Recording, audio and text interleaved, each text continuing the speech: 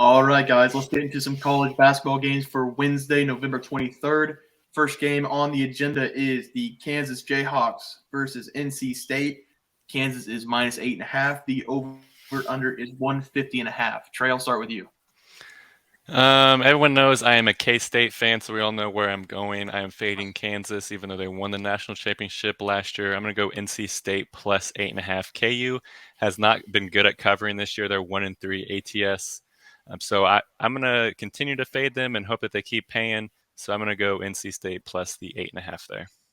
Yeah, I have real concerns for Kansas after they almost lost at home to Southern Utah last week, or a couple days ago even, Southern Utah. But with that being said, I'm going to take Kansas minus the 8.5 here because Bill Self's coming off suspension of his 4 games, and I think they're going to play tougher for him. So I think Kansas is going to blow out NC State. NC State's best opponent, they're 4-0 this year. Their biggest win was against Akron. And Akron ranks 127th in KenPom rankings, so I'll take my chances with Kansas minus 8.5. Teats?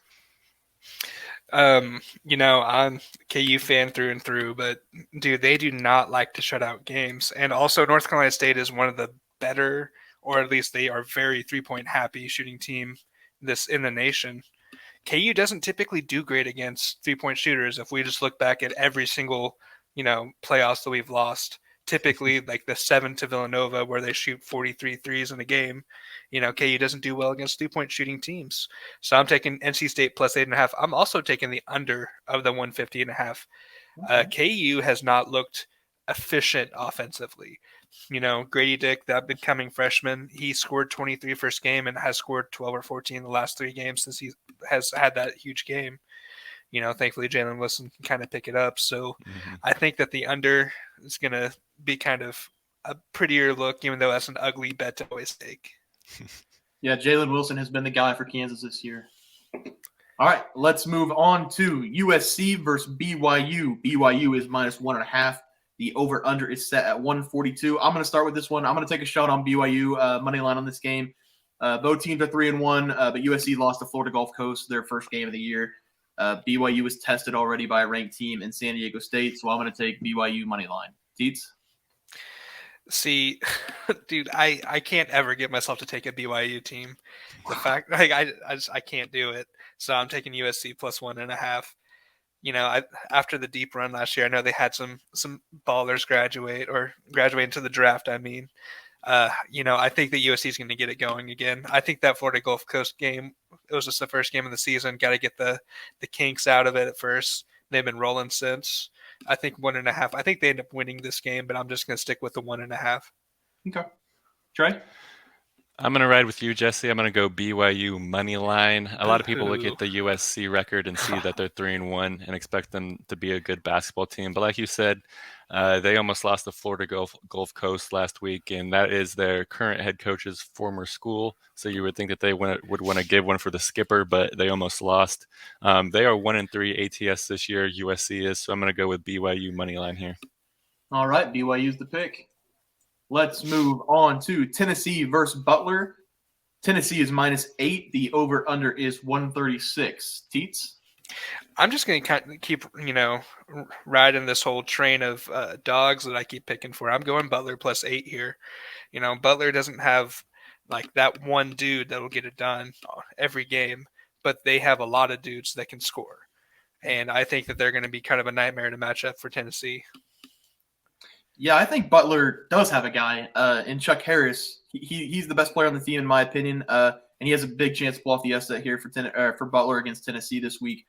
So far this season, they have shot the ball really well and rebounded really well. Butler has. So I'm going to take Butler plus the 8, and I really want to say money line, but I'm just going to take plus the 8. Trey? We're going to call this a team ride, but I'm going to go Butler plus the 8.5. I'm going to buy a half point. I don't want to risk pushing it, even though I do think that Butler does have a chance to win, just like both of you said. Butler has a team full of hard-nosed dogs. They are 3-0-1 ATS, while Tennessee is 1-2 ATS. So I'm going to keep going with the Bulldogs here, and I ride the momentum. Yep, take the points with Butler in this one.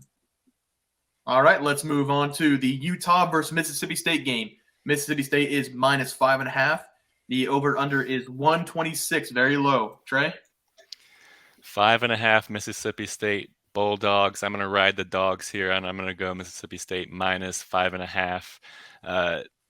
I do like Utah, but I do think Mississippi State is a better team. They are undefeated, and they are feeling themselves here, and they do have a 4-0-1 ATS record, while Utah has struggled coming out of the gate with a 2-3 ATS record. So I'm going to go with the Bulldogs here at minus 5.5.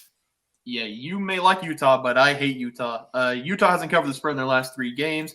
They lost to Sam Houston State, which is a horrible loss for them. As double-digit favorites, they lost that game. Mississippi State hasn't lost a game, 5-0 straight up. They should be 5-0 against the spread, but they lost the hook against Marquette their last game. So I'm going to take Mississippi State minus the 5.5. Teats? Dude, three picks so far for the dog. Let's make it 4.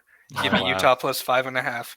Wow. I was looking at some matchups. I know the Mississippi State has 2 stud forwards that they have that are doing a lot of the scoring, but Utah is always typically pretty big, and they match up pretty well against other bigs. I think that, again, kind of like the Tennessee Butler, I think this Utah team will be kind of not a fun matchup for Mississippi State regardless, and I think that 5.5 points will be enough to get it done. All right, taking the dog in that one. All right, guys, that'll do it for us for our college basketball picks.